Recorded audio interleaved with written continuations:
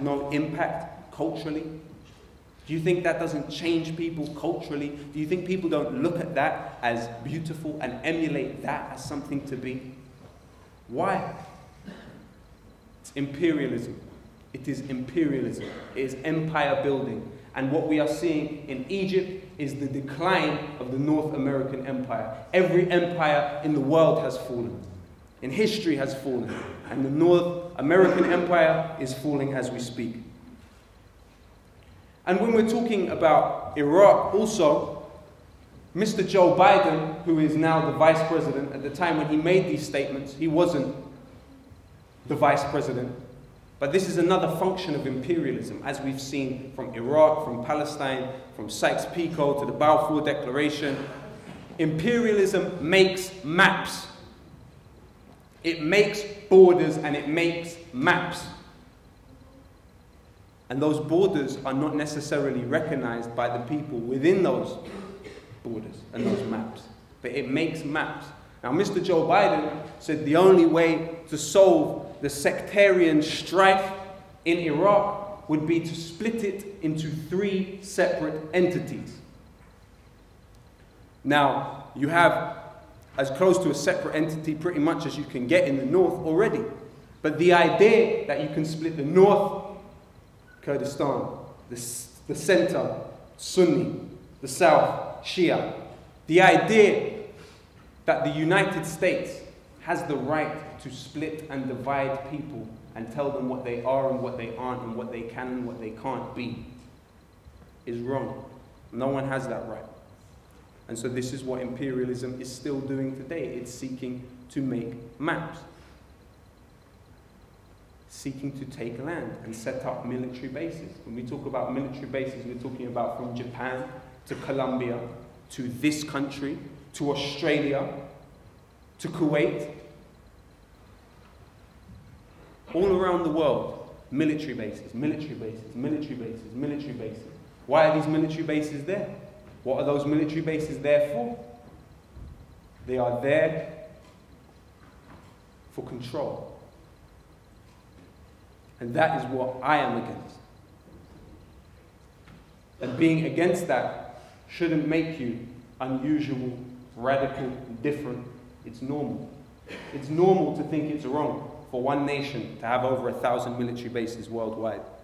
That is probably the most normal perception of that situation a person could have. I think it would be abnormal for me to think that's fine. It's not fine. So it's important to understand that maps are still being drawn and people are still trying to rule other people from abroad. And when Mr. Jody talked about Nick Clegg, it's important to understand tuition fees wasn't the only thing that Nick Clegg completely backtracked on. What you have in this country is you have politicians who got degrees from university for free, for absolutely nothing, asking you to spend probably the majority of the rest of your life in debt for being educated, for getting an education. And these are people who got their degrees for free. Now, if they want to actually go some way to getting rid of this debt that they've got by bailing out the bankers and subsidizing their bonuses, then why don't each one of these politicians who got degrees for free pay retrospectively for every year, pay 9 grand retrospectively for every year they were in higher education? Why not?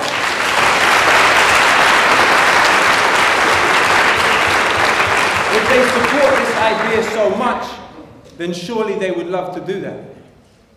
As Mr. McIntyre talked about the amount of millionaires we have in this government, they probably wouldn't miss it. But it's important to understand it's not just tuition fees that Mr. Nick Clegg completely changed and turned on. Israel. Prior to him becoming the Deputy Prime Minister, Mr. Nick Clegg said there should be an arms embargo on Israel. Britain should stop selling killing machines to Israel.